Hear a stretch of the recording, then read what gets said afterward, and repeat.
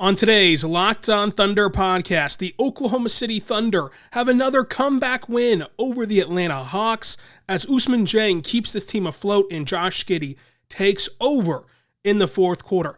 SGA is another 30-point game, but how did the Thunder win these games? And their play style must just annoy other NBA teams. We'll talk about that coming up on today's Locked On Thunder podcast on the Locked On Podcast Network, your team every day. You are Locked On Thunder, your daily Oklahoma City Thunder podcast. Part of the Locked On Podcast Network, your team every day.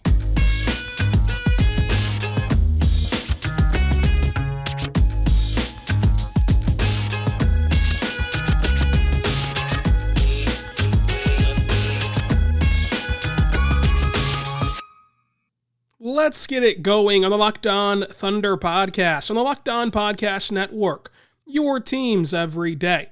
I am your host, Rylan Stiles. You can follow me on Twitter at Rylan_Stiles. Follow the show on Twitter at LOThunderPod. Email the show, LOThunderPod@gmail.com. On today's show, we're diving into the Oklahoma City Thunder taking on the Atlanta Hawks. Jalen Williams impressed in the first half. Ousmane Dieng makes a positive impact on this game, and SGA just continues to thrive. We're also going to talk about Josh Giddey's incredible fourth quarter that he put together. Thank you so much for making Locked On Thunder your first listen every single morning, every single day. We're here for you, talking Thunder basketball. Subscribe for free across all podcasting platforms so you never miss an episode. And we're going to dive into this game, starting out with, of course, our game overview. Kenny Hustle out with a knee sprain. He got tripped against Minnesota. Not sure if this knee sprain's in direct correlation to that or not. Had his best game against Minnesota, but now he's out with a knee sprain. Him and Chet Holmgren, who of course is out for the year with a foot injury, are the only two truly injured players on the injury report. Lindy Waters still in the G League, so he's on the report just as a G League assignment. But beyond that, the Thunder had a clean bill of health in this game. The Thunder also, though, elected to not play Darius Bazley, Eugene Omoruyi, and Jalen Williams. They were all DNP CDs. For the Hawks, DeAndre Hunter was out. John Collins was out. The Thunder start out with Josh Giddey, SGA, Lou Dort, Jalen Williams out of Santa Clara, and Jeremiah Robinson Earl. That was also the exact same players who had the 5 most minutes, which is kind of atypical. The Thunder kind of usually start a group of 5, and then the group of 5 at the end of the game that have the most minutes played is usually different. Not tonight. Tonight was the same 5 that had the most minutes played. The big thing tonight is that I think that the way that the Thunder play basketball has to infuriate other teams. It has to just get under their skin so much. So the Thunder get off to a nice start. Not their typical, go down 15 points right out of the chute. They got off to a nice start. Then in the second quarter, they kind of had to weather a storm. They got down by 5, 6, 7 points. They had to call a timeout. They regrouped nicely from that timeout and got it right back on the road. The car was right back on the road. But then the third quarter hit, and not in a good way for Oklahoma City. This was a rare time where the third quarter went wrong. And so as we celebrate this game, and we celebrate the Thunder having a 3-game winning streak, and you look, and their record's looking mighty fine for a team that some pegged for 20 wins. Let's not forget, the Athletic, the well-respected Athletic, the well-respected John Hollinger, predicted this team would only win 20 games, a 4-game regression from where they were last year. The Thunder sit at 11-13. And so, while we celebrate that, let's remember what was being said in that third quarter, by myself included on Twitter. No effort, embarrassing third quarter, no effort, turnovers, they can't hold on to the basketball, no rebounding, just soft on the glass. The Thunder weren't getting any free throws. SGA did not shoot his first free throw until the third quarter. And when you factor all that in, when it looks like the Thunder are finally going to have a game where they're playing with no effort, because other teams have to know with how much effort that they play by now. But when you're an opposing team and you see the Thunder, they finally give no effort. They finally don't have that third quarter punch right out of the gate. They're turning the ball over left and right. They're not getting on the glass. They're not putting a body on you whenever a shot goes up. There's no free throws given to SGA until the third quarter. And they're in their second stop of a 5-game road trip that spans 11 days and goes across 4 time zones. Again, all of them are against playoff teams. In the NBA, you're supposed to pace yourself. It's supposed to be load management. It's supposed to be a pack-it-in league. The Thunder are supposed to pack it in when all those things go against them. They had every excuse in the book to just pack it in and lose by 10 points and just call it a day. Right? The game was bleak. The game was sloppy. Both teams were not playing as crisp as they wanted to, of course. The Thunder were playing very sloppy themselves. This was a game where typically it's almost like a baseball unwritten rule, where you just pack it in and you move on. But not the Thunder. The Thunder somehow flip a switch and just wear and grind the other team down and are able to claw back in this game and then win it. The Thunder got down by 14 points in this one, so almost another 15-point comeback, and everything was going wrong. That of course leads us to Usman Jang and to these young players who flipped the script. But remember that play where SGA is running the fast break, makes an amazing dump-off pass to Lou Dort, who blew a wide-open layup. Just blew a wide-open layup, which led to multiple just awful turnovers and also led to the biggest Hawks lead of the night. Things looked so dark, and at that moment, the game felt over. It felt over at that moment. The Thunder had to dig deep after that play. And then Ousmane Dieng goes on a 5-0 run to end the third quarter by himself, gets OKC within 10 points. And Ousmane Dieng provides that spark and provides that just electric play and positive play that you need. But the Thunder have to just annoy opposing teams. This team just simply competes. Look, I'm not sure. Again, as I've told you all year, this season's not about wins and losses, and I'm not sure how many they're going to get, but I can promise you they're going to be fun. This team is fun. At the end of the day, a game that at one point looked dark, looked lost, looked like they weren't showing you any effort, at some points looked like this was an embarrassing game in the sense of their worst effort performance in a long, long time in Oklahoma City. Probably their worst effort in terms of just how it appeared on the screen in Mark's whole career. Then they just flip a switch and they compete. This team might still finish, where I think they're going to finish is, about 5 through 8, somewhere in there in the reverse standings on Tankathon.com. That's where I think they're going to finish. But this team also could be a play-in team. I'm not sure. And I don't think that the Thunder are going to do anything. I think that the Thunder are going to just let it play out. I don't think that they're sure either. I don't think that Sam Presti knows how this will play out. But I think that the Thunder are going to let it play out. But this team just has to annoy other players and other fan bases and other organizations with the way that they never stop coming. They never stop coming. They never stop fighting. And in the NBA, that's kind of taboo. That's kind of outdated, so to say. But I want to talk about Ousmane Dieng. I want to talk about Josh Giddey, SGA, and all the players that played well. But I do want to say right now that this show is brought to you by Turo. Turo is incredible. It's the world's largest car-sharing marketplace. With Turo, you can book any car you want, whenever you want it, from a community of local hosts across the U.S., across UK, Canada, Australia. Forget boring old rental cars. Find your drive at Turo.com. Whether you need an SUV or a minivan for that family road trip, you need a pickup truck to run some errands, or you just want to test drive an EV, go to Turo because every trip is backed by liability insurance. Terms and conditions, of course, apply. Forget boring old rental cars. Find your drive by going to Turo.com. They have everything you need for every occasion that you need it. Go check it out today, Turo.com. Check it out today. Forget about the boring rental car services. Go to the largest and league-wide ride share out there at Turo.com.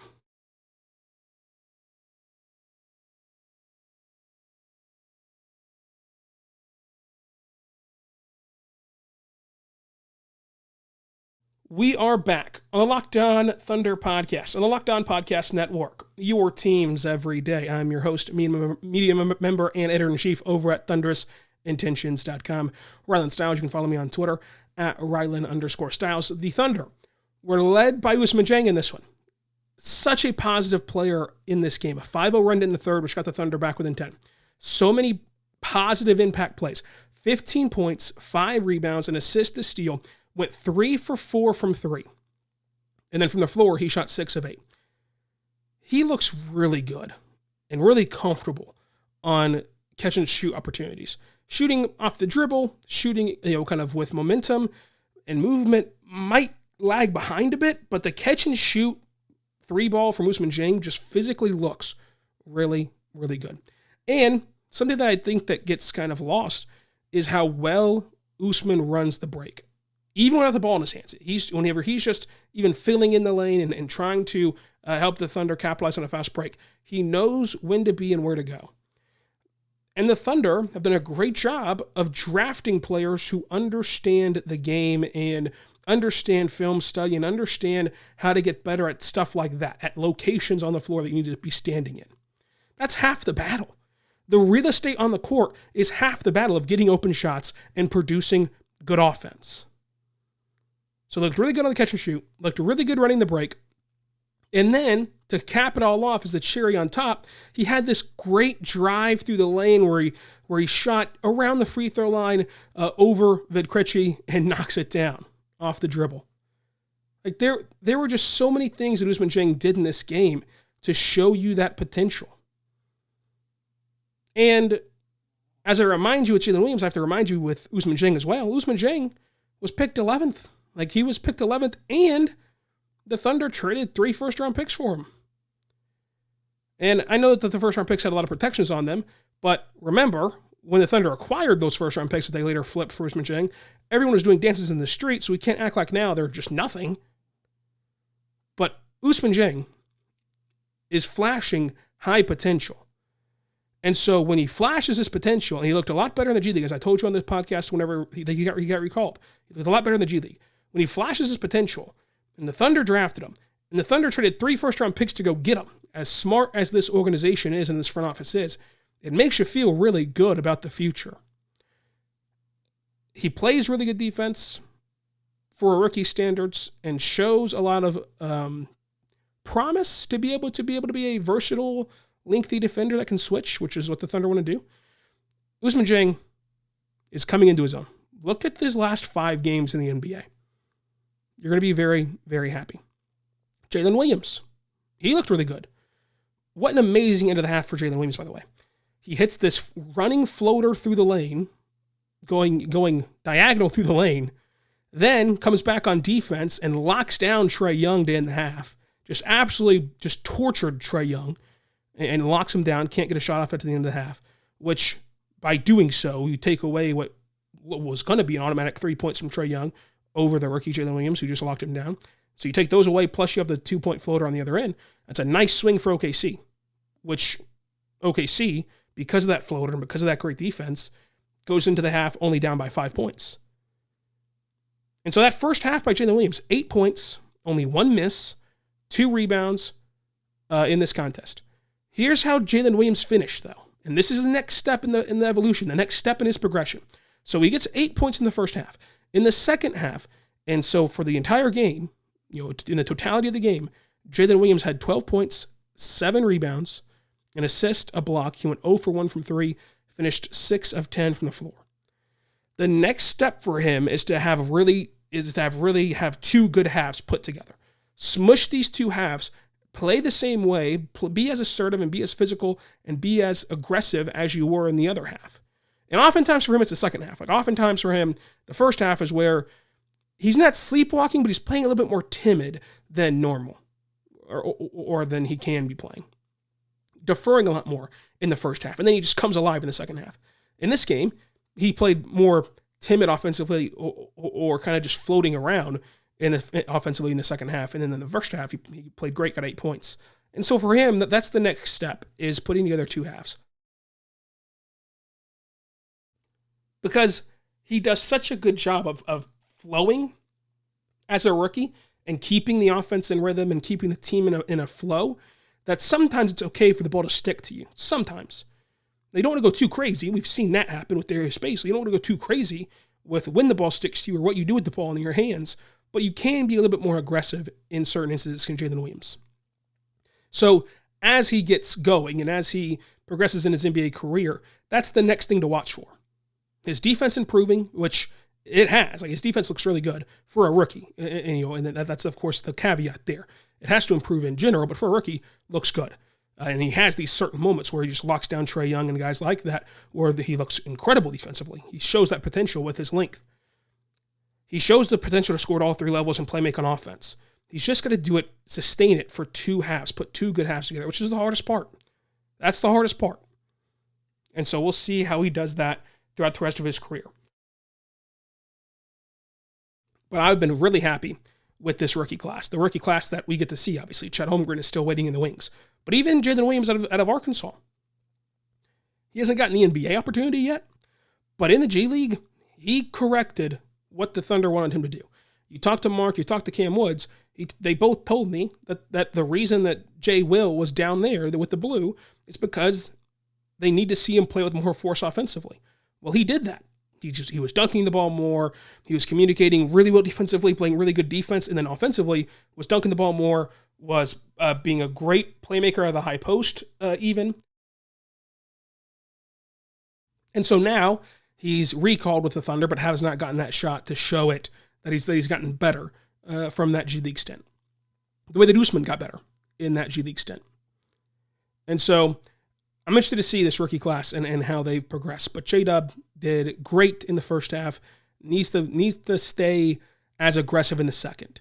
And he had his annual halftime check-in on the cell phone on Instagram, which he tweeted about after the game. The guys at the Uncontested tweeted him that he had his annual repost on Instagram at halftime, and J-Dub said always. So he did it. So far he's true to his word, because he did it also whenever the Thunder were getting blown out by the Rockets, checked in at halftime on Instagram. So I guess he will just do that every game for the rest of his career, no matter how it's going. Let's see how long that lasts for J-Dub. But for now, it's a funny storyline. We'll talk SGA and we'll talk Josh Giddey coming up. But first, I want to tell you right now about our good friends over at BetOnline, folks. BetOnline is incredible. You can be betting on these Thunder games if you want to. The Thunder are on quite the hot streak in the sense of bets this season. They won again tonight. Tonight they were 7.5-point underdogs, but they of course won the game outright. So they get you with the spread or the money line, whichever you prefer, for OKC. You can also bet on tomorrow's Lakers-Cavs game. The Cavs are 4-point favorites at home over the LA Lakers. You can also bet on future odds such as the championship odds. The Celtics are plus 350 and the title favorites. Next up is the Bucks and then the Warriors at 750. The Thunder odds are actually at plus 75,000 ahead of the Pistons, Magic, Spurs, and Rockets. So that's interesting if you believe in this Thunder team to go on a miraculous run. But go check out BetOnline. BetOnline is where the game starts.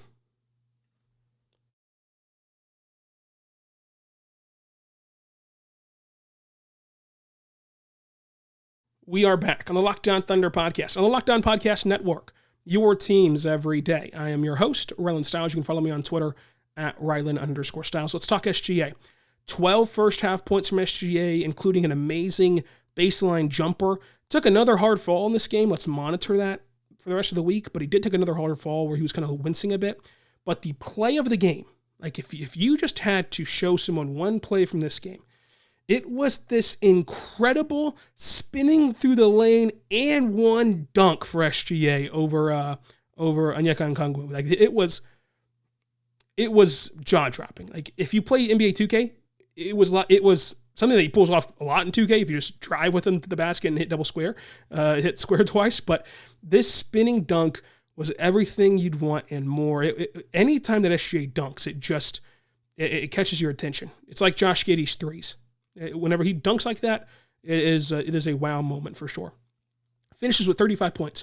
Gets 2 steals, 5 assists, 6 rebounds. Had a really good defensive possession also, where he was defending on the help side, and the Hawks tried to throw a lob play that he just broke up. Did a great job sticking his hand in the cookie jar and getting the lob play to be, of course, null and void. He shot 10 of 25 from the floor, 0 of 3 from 3, but shot 15 for 15 at the free throw line, even though he did not get his first free throws until the third quarter. But still, got 5 free throws in the third quarter, then got to 10 in the fourth quarter, and that was the difference. And that shows the resilience of SGA, because we know how SGA plays. He played the entire first half. He scored 12 points, and we know how he's getting those buckets without going to the line. It's attacking downhill. And so he's attacking downhill. He's not getting the call, getting a little frustrated, but he keeps going downhill, and eventually the whistle has to go your way. Imagine if SGA saw in the first half he wasn't getting his calls, so then was kind of shy or timid or tried to change his game and went instead to these sidestep threes or went instead to shooting more mid-range shots. He didn't do that. He played his game in control that he could control, which was I can still get downhill, and eventually you're going to give me the call, and eventually they did give him the call. But you don't get those calls. You don't get these 15 free throws if you just after the first half go, okay, I guess I'm just going to jack up threes this game because I'm not getting any calls down low. No, keep applying the pressure. Put on more steam, and eventually things will break your way, and it did for SGA in this one. So I thought that was really, really good from SGA. And for Josh Giddey, man, he went 1 for 2 on logo threes because he had to just chuck up 2 of them because of the possession stalling and the shot clock winding down. But that logo 3, I would not trade it in for the world. That was incredible from Josh Giddey, who scores 17 points in this game for the Thunder. He had 17 points in this one. 12 of them came in the fourth quarter, which were great to see from Josh Giddey, who took over in the fourth quarter. Josh Giddey, let's review. 17 points, 4 assists, 5 rebounds, a steal, a block, 1 turnover. What were the biggest knocks on Josh Giddey this year? The turnovers being an issue, down to 1 in this game, and the shooting, scoring ability. He had 17, including 12 fourth quarter buckets, 12 fourth quarter points, with only 1 turnover to boot. Steal, a block, 2 for 4 from 3, 1 for 2 in the logo category, but 2 for 4 from 3 overall. 41% from the floor. He just took over this game in the fourth quarter like he did against Minnesota. I've been pleading with you to give this guy time to grow, and he's showing you why. He can take over games. Him and SGA can work together, but he hasn't even played in 82 NBA games yet. So you're going to have to give him time. You're going to have to let him thrive eventually.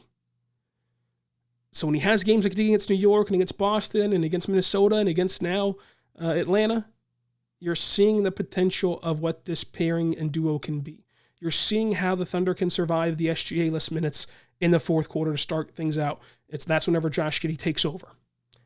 Did it also against Chicago? Did it also, in all these various games where he plays a really good fourth quarter, no matter how he starts out the game?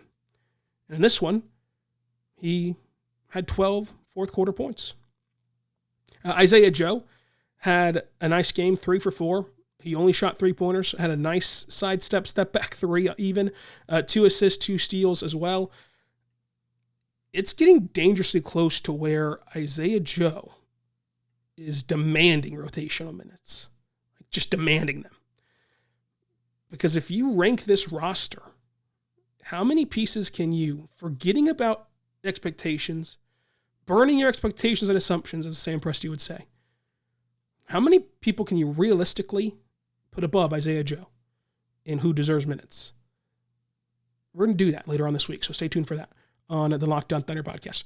I think that Jeremiah Robinson-Earl played really well too. 10 points, 6 rebounds, 2 for 2 from 3. Would have even liked to see him pop another 3. There was a play where he got the ball swung to him at the top of the key, and he was being defended at the free throw line. I would have liked to see him just shoot that 3 without hesitation. He kind of hesitated a little bit and then just kept the ball moving and didn't take advantage of that lack of respect from three-point line.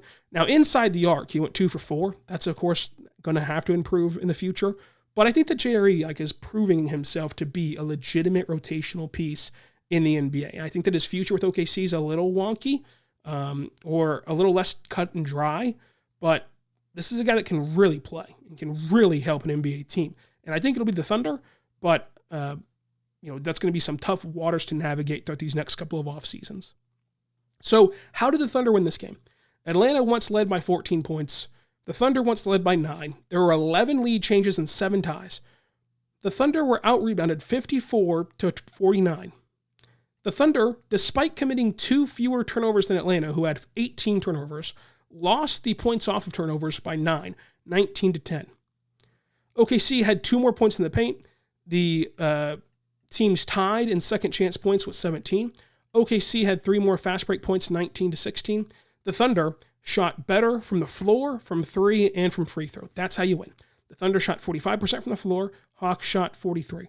Thunder shot 35% from three, despite their horrendous, 0 for 11 start from three. They shot 35% from three. Hawks shot 34%. Thunder shot 95% at the free throw line. Hawks only cashed in on 76% of their free throws. The Thunder had 6 in double figures. Atlanta had 5. Trae Young had 23 points, but shot just 31%. And then DeJounte Murray had 24 points on 47%. OKC bet of the day, 7.5. That cashed in. And then the MVP of the game, I let you all vote on Twitter who the MVP of the game was. A lot of write-ins for Usman Jang, rightfully so. That's why we led the show off with Usman Jang. But the fan vote was SGA, who was the MVP. But as you know, I like to give a lot of credit to multiple players in this category because it's going to be SGA every single game for who the MVP is, and that's just the way that the cookie crumbles. So, with that being said, how would you grade this game on a scale of 1 to 10? 10 being it was a near perfect game for your expectations and what you want to see. 0 being it was a terrible game. I don't think anyone's going to give it a 0. But also, who in your mind played the biggest role in this game? Because I think that the debate can go a long way. So you can go to SGA, who is, of course, at 35 points. You can go to Josh Giddey, who took over the fourth quarter. And you can go to Usman Jang, who really saved the game in the sense of made it competitive enough in the third quarter to end the third quarter to even give Josh Giddey a chance to take over the game, to even give SGA a chance to win the game, right? He's the reason why you had a shot to win the game. So is it Usman? Is it Josh Giddey? Is it SGA? Let me know in the comment sections on YouTube. Subscribe across all podcasting platforms so you never miss an episode. And I'll remind you again on tomorrow's show and Wednesday's show. But you can watch Wednesday's Grizzlies game with me on Watch Playback. So just go to Watch Playback, look up Locked On Thunder. You can watch the game with me over there. You can actually see the game and, of course, hear me talk about the game in real time over there on Watch Playback. So go check that out. Follow me on Twitter for the link at Rylan_Styles. And until tomorrow, be good and be good to one another.